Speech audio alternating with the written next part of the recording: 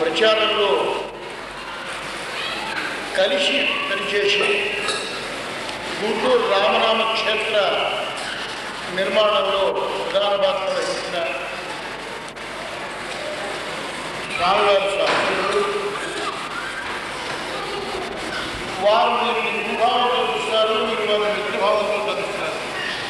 అది రాగం ఆంజనేయ గారు ఒక 10 నిమిషాలు స్వామివారి చదువుతున్న అనుభవాన్ని ప్రస్తావిస్తారు. అక్కడ కూర్చోండి.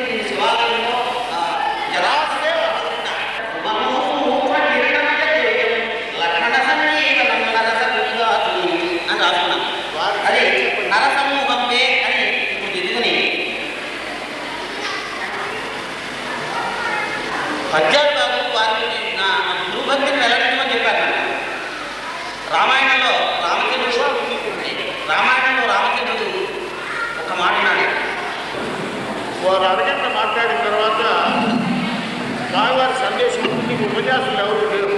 వాసుదేవ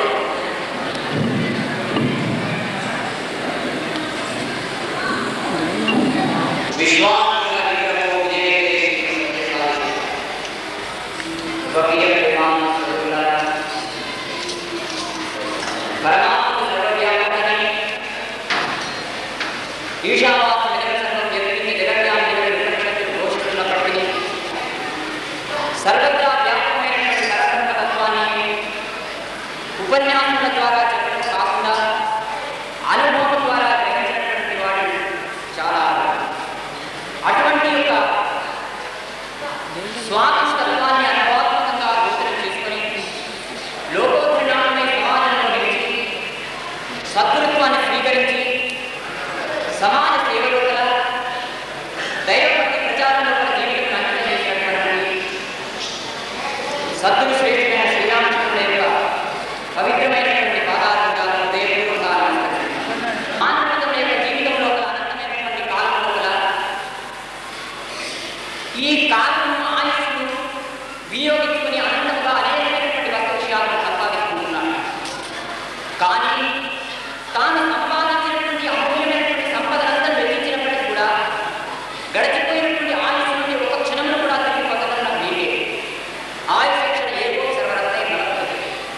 అటువంటి యొక్క అమూల్యమైనటువంటి కాలం ఎవరైతే వృధా పడుతున్నాడో వాడికి ప్రమాదం పొంది ఉంటుందని వస్తువుల వారు ప్రబోధిస్తూ వచ్చారు.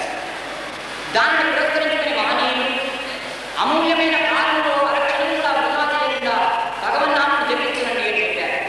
భగవాన్ బాబా చెప్తున్నారు, ఈ యొక్క మదించిన మదపీనం లాంటి యొక్క మనస్సును భగవన్నామం అనేటువంటి గుణపమునకు భక్తి అనేటువంటి యొక్క తాడు ద్వారా ఒక గుడుకు ద్వారా బంధించినటువంటి మనస్సును జయించడానికి వీలవుతున్నది. కానీ ఇతరమైనటువంటి యొక్క సాధనల ద్వారా నా కర్మనా నా హృదయ త్యాగేది అమృతత్వమాన్ని ప్రధానమైనటువంటి దైవం పొందడానికి విశ్వాసం ప్రేమ ప్రధానం. ఈ విశ్వాసం అనేటువంటిది లేకుండా దైవం చేరుకోవడానికి ఎవరు కూడా వీలు కాదు. కరెక్టే భగవాన్ బాబా అంటారు, where there is faith there is love, where there is love there is affection, where there is affection there is truth, where there is truth there is God, if there is no truth no God nothing అని చెప్పేస్తారు.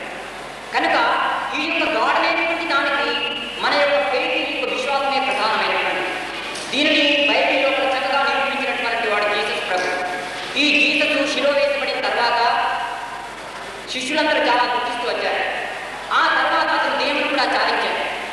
తిరిగి 2 రోజుల తర్వాత ఆయన మళ్ళీ దేవుడు ధరించిన శిష్యుని కనబడి, నా కోసం మీరు ఏడవలసిన అవసరం లేదు, భగవంతుడు నిత్యపుణ్య స్వరూపాన్ని మీకు బోధిస్తూ వచ్చాను కనుక నేను ఎల్లప్పుడూ ఉంటాను, ఆయన ఎటర్నల్ అని చెప్పాడు. నేను చాలా సనాతనం శాశ్వతం. ఆ శిష్యుడు చూసి చాలా ఆనందించి ఇంకో శిష్యుడికి చెప్పాడు, మన ప్రభువుకు మరణం లేదు, భగవంతుడికి మరణం లేదు, గాడ్ ఈజ్ ఎటర్నల్ అని చెప్పాడు. భగవంతుడు సనాతనమైన శాశ్వత స్వరూపుడు అని చెప్పాడు. వాడు అక్కడ నేను చూస్తే కానీ నమ్మాలని చెప్తాడు. చెప్తే అప్పుడు మీ భగవంతుడు ప్రేమ స్వరూపుడు కనుక లవ్ ఈజ్ గాడ్ అని చెప్పాడు. కనుక ఈ ప్రేమ స్వరూపుడైన భగవంతుడు అతనికి కూడా కనబడి, చూడు నీవు వాడు చెప్తే నమ్మలేదు, శ్రోత్రి ప్రకారం బ్రహ్మనిష్ఠులు ఎక్కడ ఉంటున్నారు చెప్పవచ్చు తాతకైన వాడు తాతకైన అంటున్నారు. కనుక ధర్మ ప్రబోధమే జనా సర్వే పండిత తదనుష్ఠానమే మునియో పండిత. కనుక ఆచరణమైనటువంటి అనువాదమైనటువంటి మహత్వం ఈ మహాత్ములు ఎక్కడంటే దానికి 2 సూత్రం, శ్రోత్రియం బ్రహ్మనిష్ఠులు. శృతి ప్రకారంగా నడిచేటువంటి వారు కావాలి. ఇప్పుడు శ్రీరామచంద్ర వారి యొక్క జన్మదినోత్సవాన్ని పెట్టారు, కానీ కాదు వారు జన్మ శబ్దమునకు తర్వాత ఈ రకమైనటువంటి కొన్ని శబ్దంలో వ్యత్యాసం ఉన్నది. భగవాన్ బాబా అంటారు, మహాత్ముల విషయంలో కూడా పదప్రయోగం చేయాలంటే ఉపన్యాసం ద్వారా జాగ్రత్త ముందుగా పెట్టుకుని మాట్లాడుకుంటారు. కారణం ఏమిటంటే వ్యక్తికి సంబంధించిన భావ వ్యక్తీకరణ వేరు, మహాత్ములకు సంబంధించిన భాషా భావ వ్యక్తీకరణ వేరు. జన్మ వేరు, అవతారం వేరు. కర్మకు లోపలి వచ్చినటువంటి జన్మ భగవంతుని యొక్క సంకల్పం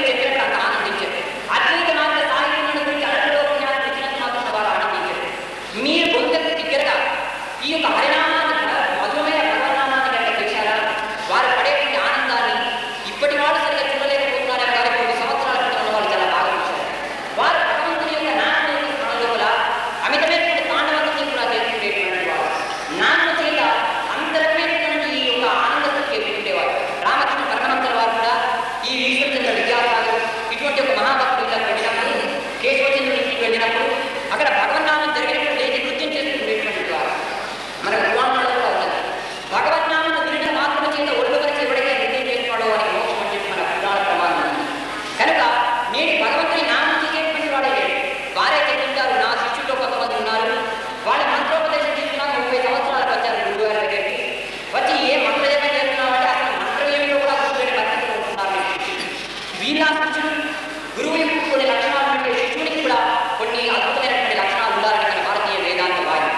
కనుక మంత్రోపదేశం తీసుకున్నంత మాత్రం అందరూ శిష్యులని, మంత్రోపదేశం తీసుకోలేని వాళ్ళు శిష్యుడు కాని వాళ్ళని అనుకోవడం ఇది ఆధ్యాత్మిక దృష్ట్యా మంత్రి మాత్రమే నా యొక్క అభిప్రాయం. వారి యొక్క పవిత్రమైనటువంటి ఆదర్శాలను ప్రబోధనను ఎవరైతే ఆనందిస్తూ లోకానికి అందిస్తున్నాడో వాడు యథార్థమైనటువంటి శిష్యుల్లో ఒకరైనా రానించారు.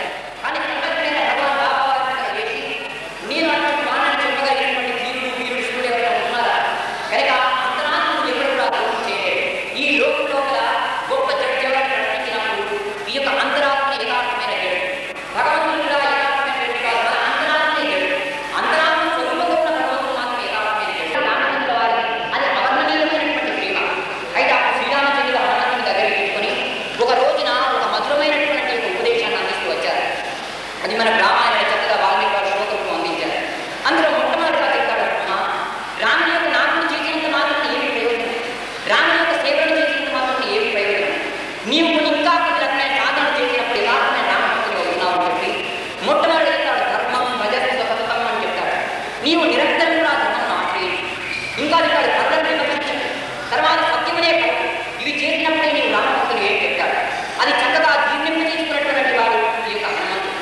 ఈ హనుమంతుడు కూడా ఈ విషయాన్ని మళ్ళీ భక్తునికి ప్రబోధిస్తూ వచ్చాడు. ఒక సందర్భంలో సీతామ్మవారిని వెతుకుతున్న సమయంలో ఈ ఆంజనేయుల వారు లంకాపట్నంలో ప్రవేశించారు. ప్రవేశించినటువంటి తర్వాత విభీషణుడికి హనుమంతునికి ఈ హనుమంత ప్రభువుకు చక్కనైనటువంటి ఒక ప్రేమభావం కలిగింది. కలిగినప్పుడు ఆ విభీషణుడు ఇలా రోజు అప్పుడప్పుడు కలుసుకునేవాడు. ఒక రోజున విభీషణుడు అన్నాడు, ఈ యొక్క హనుమ నీవు ఎంత పుణ్యాత్మివయ్యా, రామచంద్రుని యొక్క సేవలో నాన్నలో కలుస్తున్నావు, రామచంద్రుని యొక్క పరిపూర్ణమైన అనుగ్రహాన్ని పొందినటువంటి వాడిని, నాకు ఇంకా రామానుగ్రహం కలగలేదు, నీవు ఈ రామానుగ్రహాన్ని ఏ విధంగా పొందావు, నేను తిరిగి ఆ రామానుగ్రహాన్ని ఏ విధంగా పొందగలను చెప్పమని ప్రశ్నిస్తూ వచ్చాడు. అప్పుడు హనుమంతుడు చెప్పాడు, నాకు ప్రాణాయామం తెలియదు, నాకు ధ్యానం తెలియదు, నాకు అద్వైతం తెలియదు, నాకు తెలిసినవి రెండే రెండు, నాకు 2 చేతులు ఉన్నది, ఒక చేయి నాన్న ఒక చేయి సేవ అని చెప్పాడు.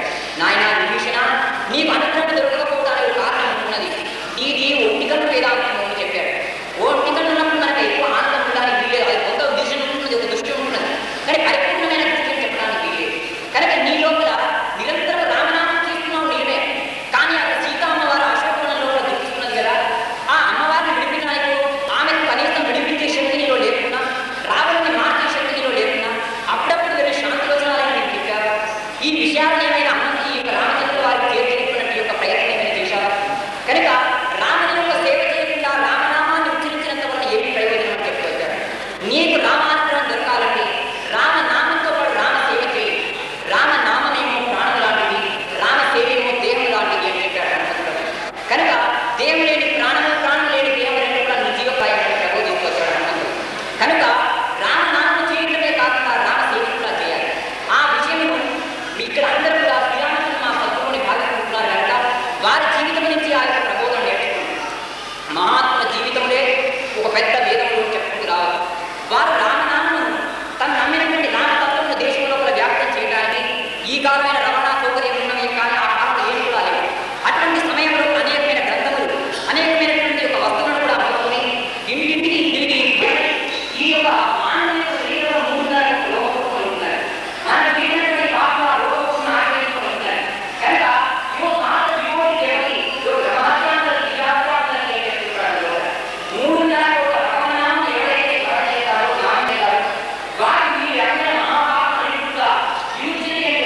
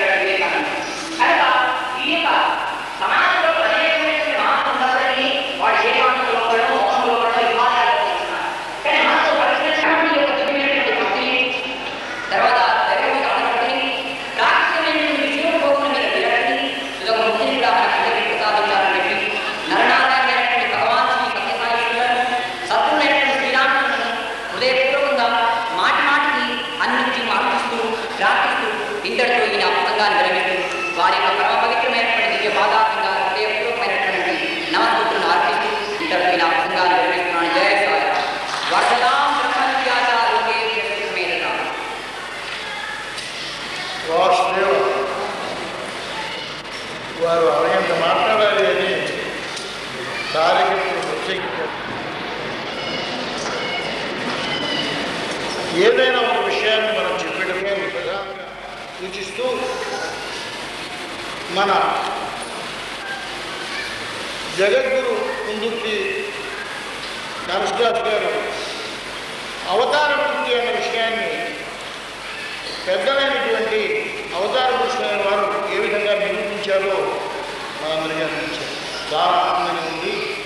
ఈ సభ దిగ్విజయంగా ఇవ్వడం జరిగింది. అధికారం నాకు లేదు. అంతే సభాధ్యక్షుడిగా నన్ను నేను ఇంటికి విరమించుకుంటూ తర్వాత న్యాయవాదులుగా ఒక్కడే దానికి అధ్యక్షులు అవసరం లేదు కనుక వారి చిత్తం వచ్చినంతే వారిని ప్రతినిధించవలసిందిగా కోరుతున్నాను. ఇక నేను అధ్యక్షుడిని కాదు. కృష్ణచంద్రకి పవన సుత హనుమానికి సద్గురు మహారాజకి శ్రీరామ్ జయ రామ్ జయ జయ రామ్ శ్రీరామ్ జయ రామ్ జయ జయ రామ్ శ్రీరామ్ జయ రామ్ జయ జయ రామ్ శ్రీరామ్ జయ రామ్ జయ జయ రామ్ శ్రీరామ్ జయ రామ్ జయ జయ రామ్ శ్రీరామ్ జయ రామ్ జయ జయ రామ్ శ్రీరామ్ జయ రామ్ జయ జయ రామ్ శ్రీరామ్ జయ రామ్ జయ జయ రామ్ శ్రీరామ్ జయ రామ్ జయ జయ రామ్ శ్రీరామ్ జయ రామ్ జయ జయ రామ్ శ్రీరామ్ జయ రామ్ జయ జయ రామ్ శ్రీరామ్ జయ రామ్ జయ జయ రామ్ శ్రీరామ్ జయ రామ్ జయ జయ రామ్ శ్రీరామ్ జయ రామ్ జయ జయ రామ్ శ్రీరామ్ జయ రామ్ జయ జయ రామ్ శ్రీరామ్ జయ రామ్ జయ జయ రామ్ శ్రీరామ్ జయ రామ్ జయ జయ రామ్ శ్రీరామ్ జయ రామ్ జయ జయ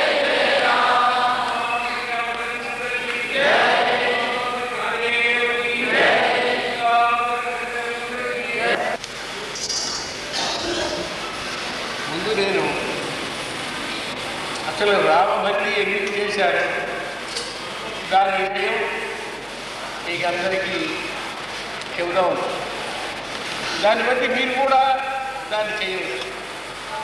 నామని ఇవ్వకుండా మౌన రసనతే అని తెలిసి రాశారు. దీనికి ఒక చిన్న కథ ఉంది. ఆ కథ కూడా ముందు చెప్తాను. ఒక పిల్లవాడు బచ్చాలాట ఆడుకుంటున్నాడు. పూర్వం బచ్చాలాట ఆడి ఒక రాయి తీసుకొని చిన్న పెద్దలు చిన్న చిన్నవి పెట్టి ఉదాహరణ దాన్ని కొడతారు. సరిగా గుంటలో పడేది. ఆ బచ్చాలాట ఆడుతుంటే పిల్లవాడు ఆటల మీద ప్రీతి కాబట్టి అది ఆడి ఆ పదార్థంలోనే బాధేసి వచ్చేవాడు. ఎందుకు రాయి కొట్టి ఆ పెద్దగా ఉండేటటువంటి రాయి ఆ బచ్చ పనికొచ్చే రాయి. ఒక రోజున రత్నాల వర్తకుడు ఆ రాయిని పోతున్నాడు. పోతుంటే ఆ చూడంగానే దేనివాడు దాని సంగతి త్వరగా కనిపెట్టాడు. నీటిలో కనిపెట్టాడు. చూపుతాడు. ఒక రైతు ఈ పొలం బాగా పండుతుందా పండుగో చావలేదా లేదా అని చెప్పి కనిపెట్టాడు.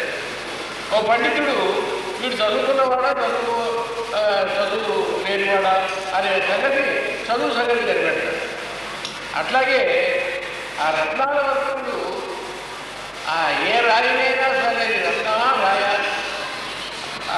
అనేది కనిపెట్టాడు. ఎప్పుడో కనిపెట్టాడు. దాని మీద మట్టి ఈ ఏడు పేరుకున్నటువంటి మట్టి అది ఏదో కొంచెం పెరిగి ఉంటుంది. అది అనర్థమైనటువంటి రత్నం అనేది సంగతి కనుక్కున్నాడు. కనుక్కొని అబ్బాయి ఈ బచ్చాలాట ఆడుకుంటున్నాడే ఈ రాయి ఇక్కడే కాలిపోతున్నావు కదా. అవును నేను 100 రూపాయలు ఇస్తాను. 100 రూపాయలు ఇస్తాను కదా. నేను అడుకోదు అక్కడ రంటే డబ్బులు పిల్లవాడికి ఆటల మీద ఆలోచన సరే వాళ్ళందరితో పోతాడు. అందరితో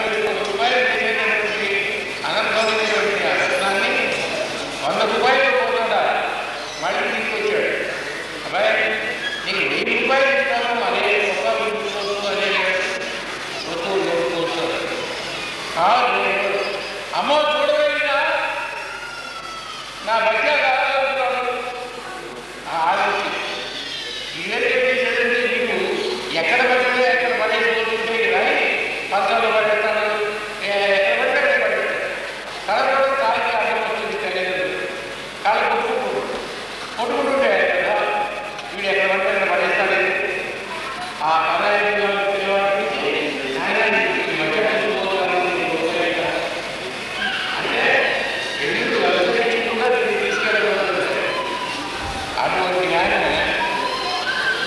ఎప్పుడైతే వాడు 1000 రూపాయలు పెట్టారో ఎవరైనా మా అబ్బాయి ఏడుతున్నావు ఏం లేదమ్మా ఆ రాయి రోజు మానేసుకుంటున్నాడు కదా నాకు ఇస్తే నేను 1000 రూపాయలు ఇస్తాను ఇవ్వకపోయా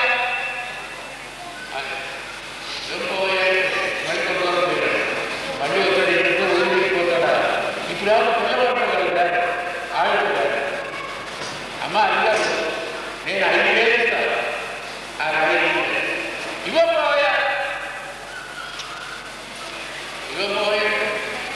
మళ్ళీ కొంత మళ్ళీ 10,000 ఇస్తావా రాయి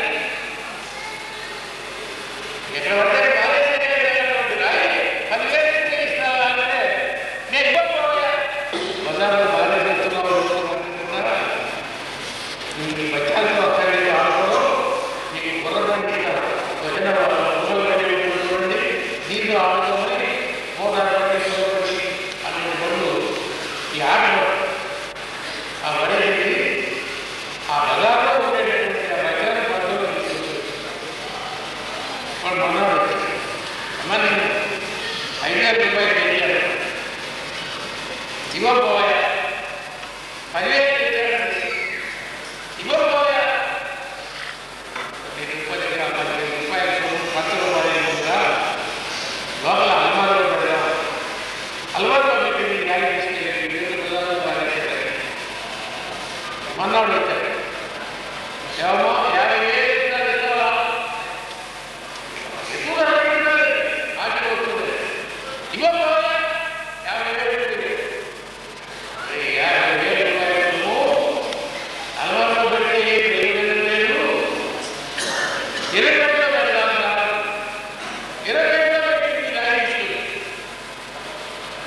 తీసుకొస్తే వాడు అన్నాడు వచ్చాడు 1,00,000 రూపాయలు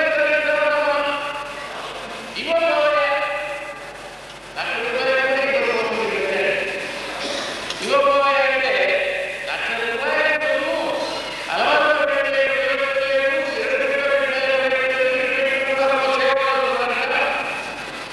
అలాగే మన కలిగి పెట్టుకుంటే బాగుంటుంది అని కలిగి మళ్ళీ వచ్చాడు ఎవరో 2,00,000 ఇస్తావా ఇవ్వకపోయా పోయా అంటే 2,00,000 రూపాయలు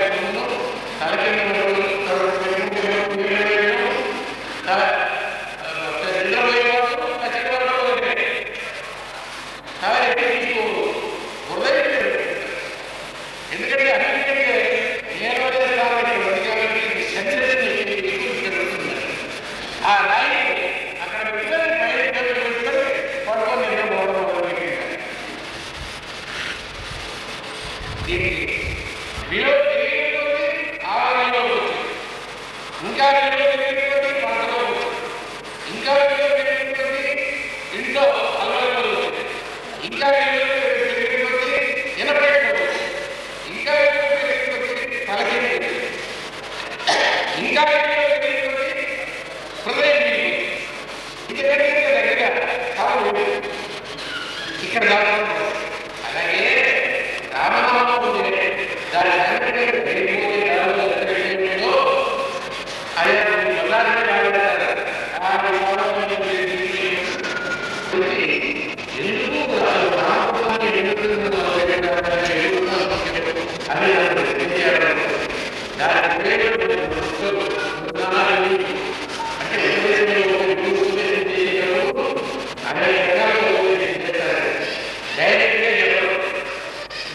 అదే అన్యాయం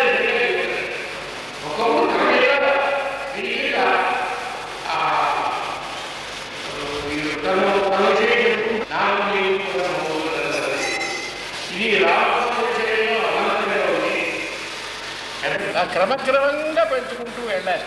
అది ఉపన్యాసం యొక్క లక్ష్యం. నేను చెబుతాను, నామాన్ని గురించి చెప్పమని చెబుతాను నేను ఈ పండితులకి. వాళ్ళు ఏమంటారంటే వాళ్ళ పాండిత్యం అంతా కూడా చూపించి చివరికి ఉంది మీరందరూ తరిస్తారు నామం చేసుకోండి అని మాటని దిగిపోతారు. నామ సిద్ధాంతం చెప్పాలి. నామ సిద్ధాంతం చెప్పేవాడు నాకు దొరకలేదు అంటే అనేటప్పటికీ నేను చెబుతానండి నేను రాయమన్నాడు. నామ సిద్ధాంతం ఏంటో రాయమన్నాడు. నామంలో ఎంత గొప్పతనం ఉందో ప్రమాణాలతో రాయమన్నాడు. నేను రాశానండి. 425 పేజీలైంది. దాంట్లో కవిలు మొదలైన పేర్లు మొత్తం ఎన్ని రాశానంటే 18 మహాపురాణాలు, 18 ఉపపురాణాలు, 18 ఉపపురాణాలు, 54 పురాణాలు. వాటన్నింటిలో కూడా ఎక్కడెక్కడ నామాన్ని ఆ పుస్తకాల్లో అనేక గ్రంథాలు, అనేక సాంప్రదాయ గ్రంథాలు. తర్వాత మహాభారతంలో 30 దగ్గర నుంచి ఇప్పుడు శరీరంలో విజ్ఞానంలో ఏ భక్తులు నామాన్ని గురించి ఏం చెప్పారు అనే సంగతంతా కూడా ఆ పుస్తకాలు అది తీసుకొని చాలా సంతోషించారు. ఎంత సంతోషంగా చెప్పడానికి ఆయనకి అందించారు. మొదటి రెండో విషయం కూడా అయిపోయి ఇప్పుడు అది కూడా పుస్తకాలు అయితే ఇక పెట్టుకుంటారు. మళ్ళీ ఇంకో విషయం ఉద్గీతం అంటే అధ్యయంగా గాలి ఉద్గీతం అధ్యయంగా గాలి దేని గాలి ఉద్గీత అంటే అధ్యయంగా గీతం అంటే గాలి ఆ ప్రణవం గాలి. అయితే ప్రణవాన్ని గాలి చేయాలంటే ఎలా చేయాలి? గాలి చేయాలంటే ఏం కావాలి? వాపు కావాలా? శ్రద్ధగా వినాలి. మీరు మళ్ళీ చెప్పలేకపోదు. ఇది ఇటువంటి విశేషం ఏంటంటే మీరు రామాయణం గాలి చేయాలంటే ఏం కావాలి? నేను గాలి చేయాలి. ఎక్కడ వాపు కావాలి, ప్రాణం రెండు కావాలి. వాపు ప్రాణం రెండు కలిస్తే గాలి భూగోళంలో వాడి వాపు ప్రాణం గాలి అంటే ఒక ప్రాణం ఉండి వాపు లేకపోయినా గాలి వెళ్ళిపోతుంది. తీరు శవం, ఆ శవానికి ఏమన్నా వాపు, శవంలో ప్రాణం మరి వాడు కాదు కదా, శవం కాదు. కాబట్టి గాలి చేయాలంటే వాపు కావాలా, ప్రాణం కావాలి. అది ఖ్యాతి చెప్పి ఆ గాలి చేయాలంటే ఒకరాన్ని గాలి చేయాలంటే ఏ కావాలంటే వాగే ప్రాణసామం, వాగే దివ్య ప్రాణసామ, ప్రాణంతో సామే ఓం అంటే ఇది ఈక్వేషన్, సమీకరణం. ఈక్వేషన్ అంటే సమీకరణం. వాకు ప్లస్ ప్రాణ is equal to rook plus సామ ఈజ్ ఈక్వల్ టు ఓం. ఇదంటే భావం. వాకు ప్లస్ ప్రాణ ఈజ్ ఈక్వల్ టు వాగే ప్రాణ సామ ఓం. ఈ రెండు ఎట్లా వస్తుంది, ఎలా సాగుతుంది అంటే వాగే రిక్ అనే దాంట్లో ఈ హల్వచనాలన్నీ కూడా అవి ప్రాణం వేరేక్షణాలు. అక్షరాలే ప్రాణాలు, హల్వచనాలు కూడా ప్రాణం వేరే. రిక్ అనే దాంట్లో అరుక ఆ ప్రకారం తీసేస్తే ఏం మిగులుతుంది? అదిగో ప్రాణ ప్రాణం అంటే సామాన్య సామాన్యంగా అనేటటువంటి అల్లక్షం తీసేస్తే సామాన్యంగా ఆమాన్యం అరు ప్లస్ ఆమా ఇది ఏంటి సంధి? ఏ సంధి? గుణ సంధ్య బండి ఇక్కడే అరు సామాన్య రామ ఇది కొట్టు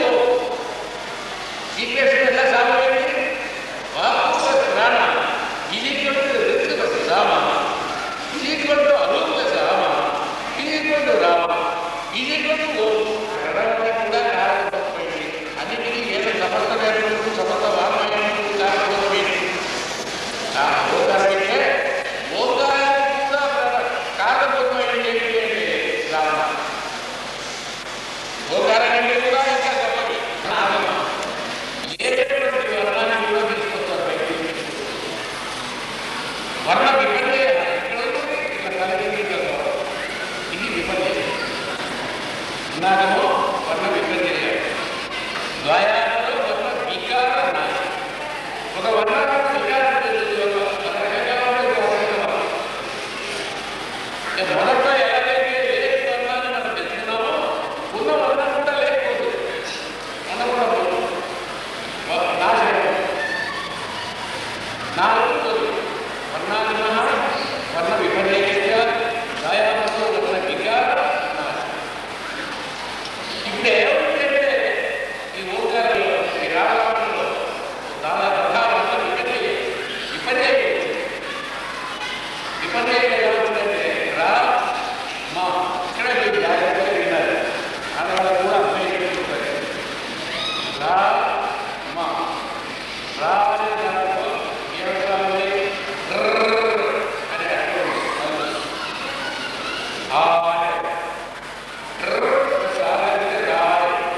అది అన్న విపర్యయ ఉంటే కలిగి వస్తే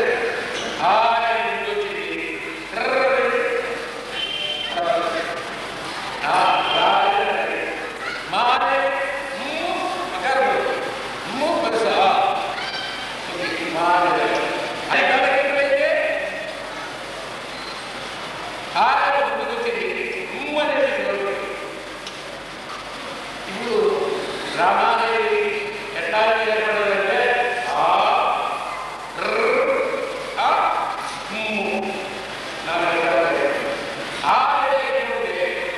రెండు అక్షరాలు రెండు ఆకారాలు కాబట్టి ప్లస్ ప్లస్ ప్లస్ ప్లస్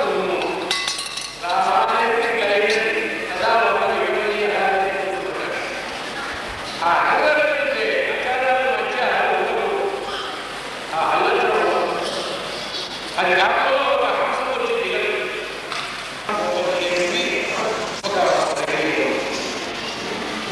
నేను 3 నిమిషాలు 4 సార్లు కలిగితే దాంట్లో రాముకు సంబంధించినటువంటి ఉపనిషత్తులు 4 ఉన్నాయి. శివుడికి సంబంధించిన బాగా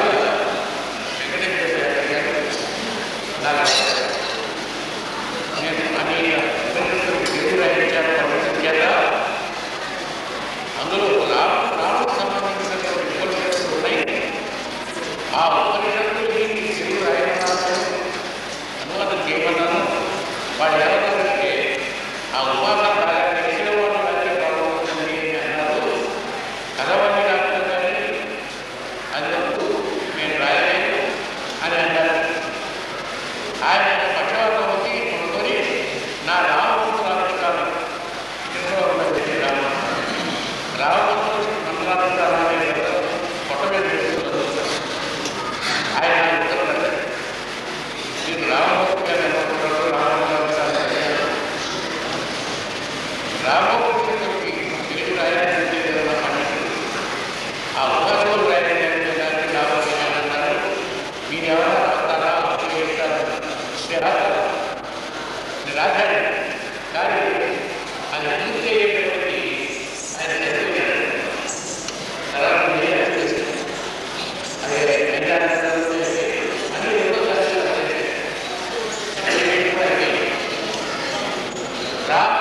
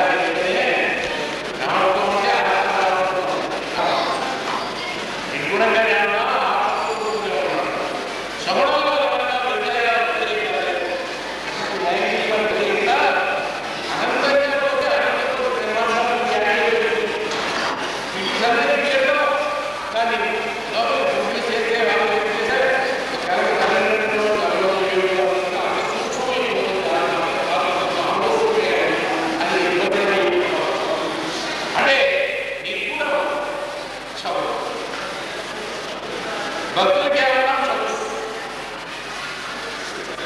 జ్ఞానుడికి నీకు జ్ఞానం అనుభవం అట్లా ఉంటే ఈ అనుభవం అని